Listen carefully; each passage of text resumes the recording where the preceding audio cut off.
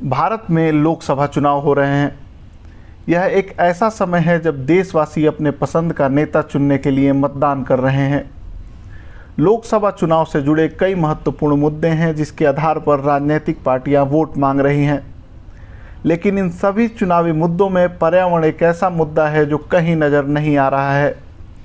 पर्यावरण आज हमारी सभ्यता का केंद्रीय विषय है। जलवायु परिवर्तन, बढ़ता तापमान, जल संकट, वायु प्रदूषण, अप्रत्याशित बारिश, शहरी जल भराव, जहरीली मिट्टी, बेमौसम बरसात, बाढ़, सूखा एवं कचरे के पहाड़ जैसी न जाने कितनी ऐसी समस्याएं हैं जिनसे हमारा समाज जूझ रहा है। अब सवाल यह है कि यदि पर्यावरण का मुद्दा इतना महत्वपूर्ण है तो यह मुद्दा राजनीतिक मुद्दा क्यों नहीं है? आखिर मतदान सिर्फ राजनीतिक दलों और नेताओं का महज चयन ही नहीं होता, बल्कि यह प्रकृति की सुरक्षा, बेहतर कल, सभी नागरिकों के संवैधानिक और लोकतांत्रिक अधिकारों की गारंटी तथा भारत के युवाओं के लिए सुरक्षित भविष्य की कुंजी भी है। हाल ही में CSDS लोक नीति ने लोकसभा चुनाव के प्रमुख मुद्दों के बारे में एक सर्वे प्रकाशित किया है। इसमें पर्यावरणीय मुद्दे बिल्कुल नदारद हैं। आइए हम इस पहेली को समझने की कोशिश करते हैं।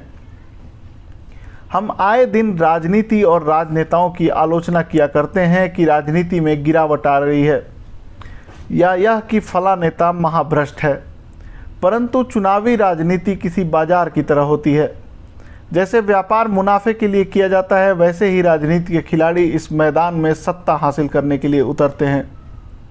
अब जैसे हम यह उम्मीद नहीं पालते कि कोई व्यापारी ग्राहकों के फायदे के लिए अपना कोई नुकसान उठाएगा, वैसे ही हमें यह उम्मीद भी नहीं पालनी चाहिए कि कोई राजनीतिक दल या फिर कोई राजनेता जनता की सेवा करने या किसी प्रमुख मुद्दों को उठाने के चक्कर में चुनाव हारने का जोखिम उठाएगा। राजनीतिक दल और राजनेता वही करते हैं जिनसे वो सत्ता हासिल कर सकें, और ऐसा कोई भी कदम उठाने से वो परहेज करते हैं जो उन्हें सत्ता से दूर करता है।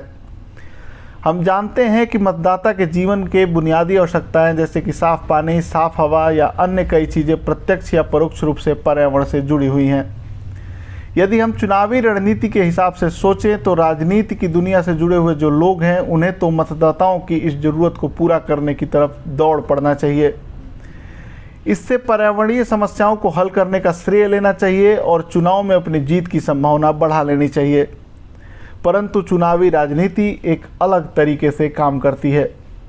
चुनावी मुद्दे कई बार तार्किक नफ़ा नुकसान की जगह भावनाओं से तय होते हैं। हमारे समय की जो वास्तविक समस्या है और सबसे गहरी ज़रूरत है, उसे लोकतंत्र भला क्यों पूरी करे? ऐसा करने की क्या मजबूरी हो सकती है लोकतंत्र के पास? लोकतांत्रिक राजनीति समय की इस बड़ी ज़रूरत को पूरी करने की दिशा में प्रयास कर सकती है, लेकिन उसकी कुछ शर्तें हैं। पहली बात तो यह है कि चुनावी राजनीति में जो पारस्परिक होड़ की राजनीति चलती है उसमें ज़रूरतों की नहीं बल्कि मांग की सुनी जाती है। कोई मुद्दा कितना भी महत्वपूर्ण क्यों न हो, यदि उस मुद्दे की मांग नहीं है तो वह चुनावी मुद्दा नहीं बन सकता। चंद दूरदर्शी नेताओं की बात अपवाद स्वरूप छोड़ दें तो फिर कहा जा सकता है कि नेताओं के पास ऐसी कोई मजबूरी नहीं होती कि वे मतदाताओं की ज़रूरत को सुने एवं उस पर कार्रवाई करें।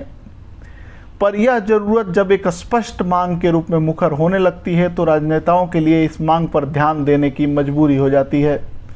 इसके लिए आवश्यक होता है अपने ज़रूरतों के प्रति आगाह होना और ज़रूरतों को ठोस रूप देना, ताकि उन्हें आसान भाषा में सुना और सुनाया जा सके।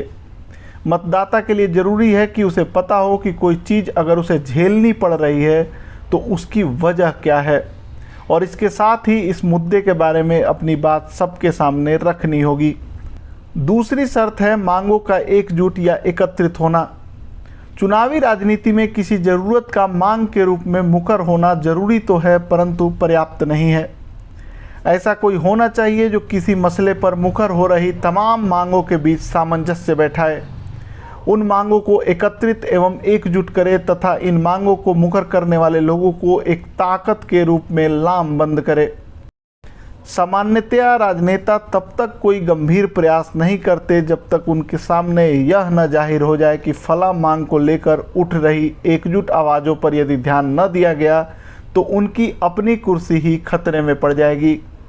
तो दूसरी बात यह है कि संगठित बनना होता है एवं सामूहिक रणनीति के साथ एक शुद्ध एवं एक सुर में काम करना होता है।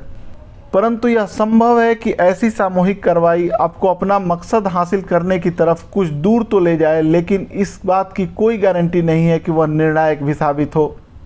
आलोचना करने भर से इस बात की गारंटी नहीं हो जाती कि मतदाता एकजुट हुई मांगों के पक्ष में अपने कदम बढ़ा देगा। सबसे महत्वपूर्ण यह है कि मतदाता को कोई ठोस एवं कारगर विकल्प नजर आए। उदाहरण के लिए भ्रष्टाचार जैसी समस्याएं तो हमेशा से रही हैं और इसकी आलोचना भी होती रही है, लेकिन भ्रष्टाचार का मुद्दा निर्णायक चुनावी मुद्दा तभी बन पाता है जब ईमानदार समझा जा रहा कोई व्यक्ति या पार्टी चुनावी होड़ में दिखाई देते हैं। यहाँ जो बात भ्रष्टाचार के मुद्दे पर लागू होती है, वही बात पर्यावरण के मुद्दे पर लागू होती है। कोई मुद्दा चाहे कितना ही महत्वपूर्ण हो, लेकिन वो मुद्दा निर्णायक तभी बनता है जब कोई राजनीतिक दल इसे अपने एजेंडे में शामिल करे और समाधान के लिए क्या क्या ठोस उपाय किए जाएंगे, ऐसी कोई वैकल्पिक कार्य योजना बनाए। तो इस बात से एक तीसरा महत्वपूर्ण सबक निकलता है कि अंतिम कदम वैकल्पिक राजनीति को ही उठाना पड़ता है। जब जनता को सार्थक विकल्प दिखता है तो वह सही विकल्प भी चुनती है।